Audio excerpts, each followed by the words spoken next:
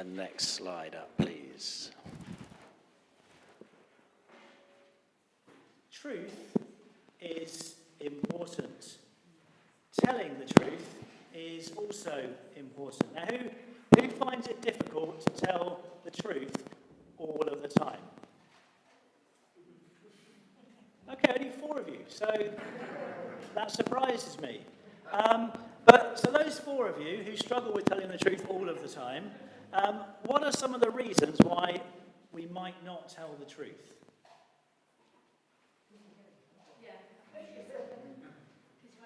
Because you might get into trouble if you tell the truth, okay? Any other reasons why we might not tell the truth all of the time? Because you don't want to hurt someone else's feelings? It could be really awkward. Could be awkward. Okay, so there are different reasons as to why at least 4 of us might not tell the truth all of the time. I'm going to go with this lollipop, Bob. I'm going to turn this one off. And just go with this. The chief priests and the Pharisees had opposed Jesus throughout the whole of the story in the Gospels. In the verses that we read today, you'll see that they called Jesus the deceiver. They tried to convince people that they were the ones that were telling the truth. Jesus was telling lies. And part of the reason for that was because Jesus threatened their power, Jesus threatened their influence. And so they wanted Jesus out of the way. And now that Jesus had been killed, they're concerned that the disciples might steal the body and start a rumor, start a lie that Jesus had come back from the dead. But even when they hear the truth from the soldiers, when the soldiers come and tell them what has happened, they've got too much invested in the lie. And so even though that they know what has happened, they continue with the lie because it is in their own interests. And the whole of the Christian story hinges, or the whole of the Christian faith hinges on this story. On this story being true.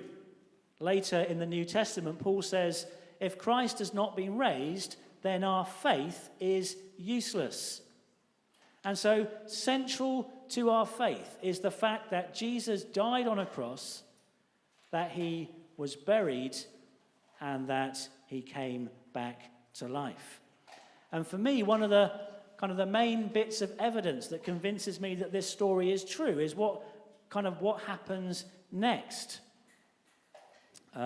We know from other parts of the New Testament that the risen Jesus spent 40 days meeting people.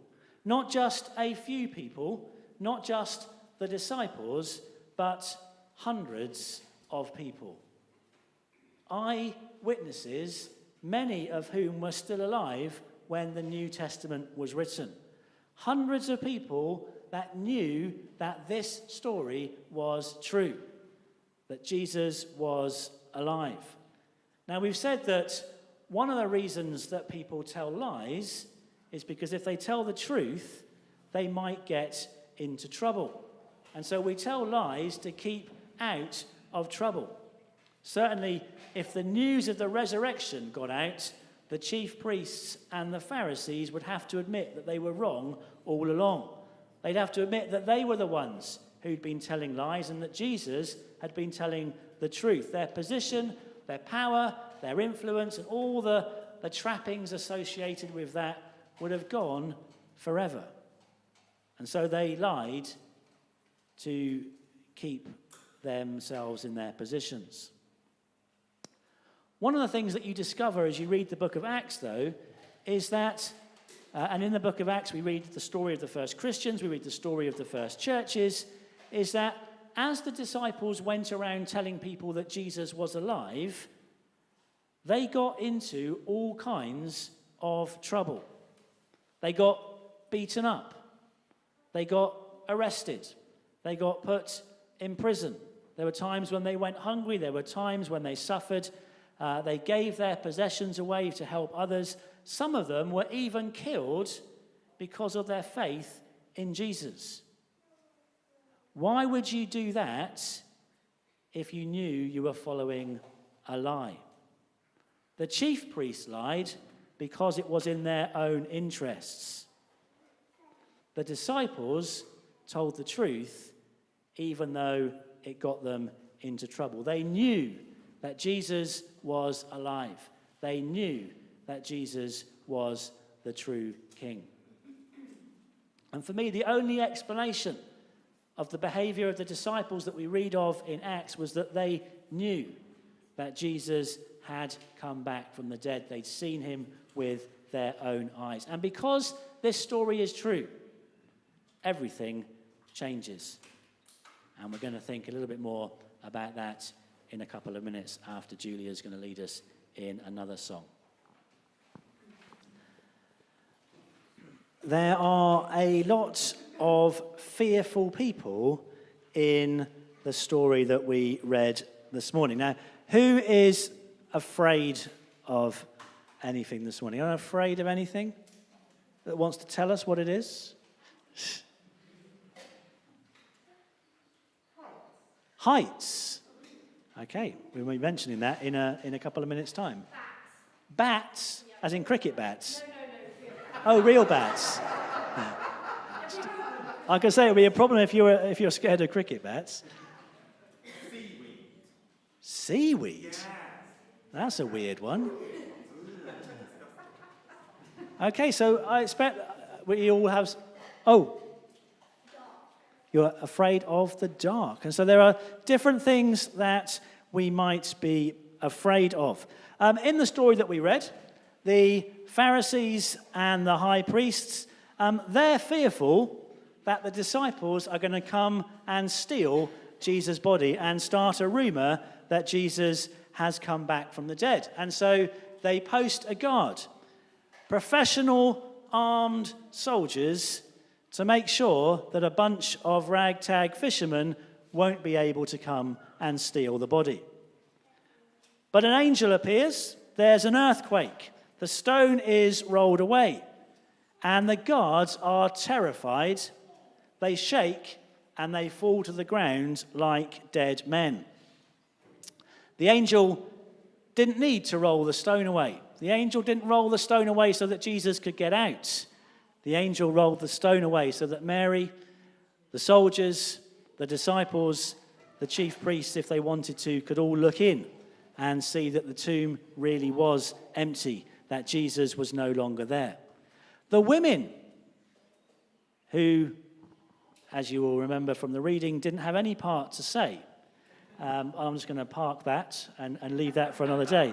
The women, they were terrified too. Even though the angel says to them, do not be afraid. And the angel tells them that Jesus is alive. And he says, go to Galilee. Go and tell my disciples to go to Galilee and I will meet you all there. And so the women start for home. They are still afraid, but now their sadness has been replaced by joy. They are afraid, but they are full of joy. A couple of days ago, their hopes and their dreams had all been shattered. They'd thought that Jesus was the Messiah. They thought that Jesus had been sent by God to save his people. And then the unthinkable had happened. He'd been arrested and then he'd been executed. But now they've seen this angel. And the angel has told them the tomb is empty. Jesus is alive. And that Jesus is going to meet you in Galilee. By the time we get to the end of the story, the chief priests have heard from the soldiers what has happened, and they are presumably fearful because they know that if Jesus has come back from the dead, then everything that he said was true. But they still stand in opposition to the truth. They are fearful that the truth will get out, and so they bribe and they blackmail the guards to keep them from telling the people what they have seen.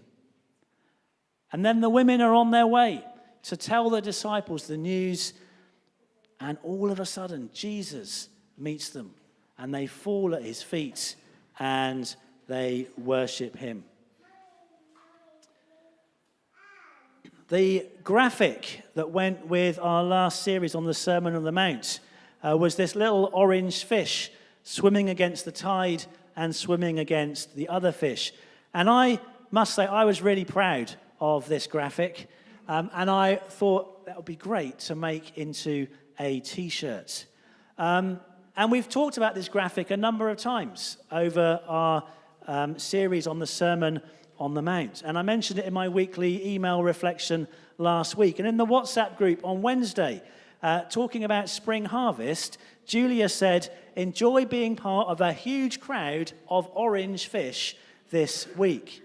And for lots of people, maybe especially for younger people, an event like spring harvest or big church day out or new wine, it's great because for several days you are surrounded by other followers of Jesus and you're able to worship God together, not just for an hour on a Sunday morning, but for several days in a row.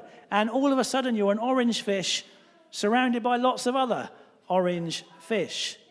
But there comes a time when you have to go home. We have no idea how long these women stayed worshipping at Jesus' feet. They must have had 1,000,001 things to ask. And I'm sure that they sat at the side of the road with Jesus talking before Jesus sent them on their way. He gave them a mission. Go and tell my brothers to go to Galilee. And he told them again, do not be afraid. You know, when we have an encounter with Jesus, whether it's somewhere like Spring Harvest or in church on a Sunday, or maybe when we're at home reading our Bible, listening to a worship song, maybe praying with someone, that encounter changes everything. But Jesus doesn't want us to stay in that place. He will send us out. He will give us something to do. And when he does that, it feels again as if we're swimming against the tide. It feels as if we're just one orange fish surrounded by a whole load of white fish. And then in that context, Jesus says to us, do not be afraid. Because he knows that the chances are we will feel afraid. When Jesus asks us to do something, especially for the first time, he knows that we will probably be afraid, at least a little bit. Even in some of the Old Testament greats, people like Elijah, powerful demonstration of God's power on Mount Carmel. Kind of 1 minute he's kind of up there experiencing all the power of God. The next minute he's running away fearful. But God wants us to know that we don't need to be afraid because he is with us. But he also wants us to remember that when we are afraid, not to allow our fear to govern our actions. How many of you have ever been on anything like Go Ape? How many of you look at that and think, not in a million years? Like Sue, I don't really like heights. I'm less afraid of heights than Sue, which means that sometimes I will get sent to the top of the walls around Warwick Castle because the girls need to go around with an adult. She's not going, and so it has to be me. But even if I'm just watching something on my phone and it's like someone showing a video of looking over a cliff, I can feel my insides going. And so this summer I chose not to join the girls on Go Ape. Because why would I pay good money to make myself feel that particular way? But I know in my head that if those planks were on the ground, I could easily walk from one to one. I also know that I'm tied in with a harness. And so even if I fall off, nothing is going to happen. And I know that if I was at the beginning of Go Ape and I had no choice, I could get to the end. And if I was stood at the beginning, my actions would not be governed by my fear, because I know I can tell myself I can quite easily reach that next plank, and if I fall off, nothing is going to happen. And so when Jesus sends me out And when I feel afraid, I need to remind myself of what is true. I need to tell God, I'm afraid, but I choose to trust you. I'm afraid, but I'm going to obey you, because I know that you have promised to be with me. I know that ultimately you have me in your hands and that my ultimate future is secure. I know that no matter how dark things might get, he knows what it's like because he's been there. And Easter Sunday reassures me that our God is a God who turns defeat into victory.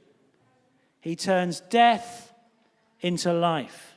He turns darkness into light. He turns despair into joy. And so I wonder this Easter Sunday, is there something that God is asking you to do? And you're resisting because maybe you're a little bit fearful. Maybe it's God's asking you to talk to your friends about Jesus. Maybe he's asking you to offer to pray for somebody. Maybe it's to be prepared to stand out from the crowd, to be that little orange fish. Maybe it's taking on a new responsibility or a new challenge. Maybe it's getting baptized. Well, this Easter, let's choose to be obedient even when we are afraid. If we can have the video, please.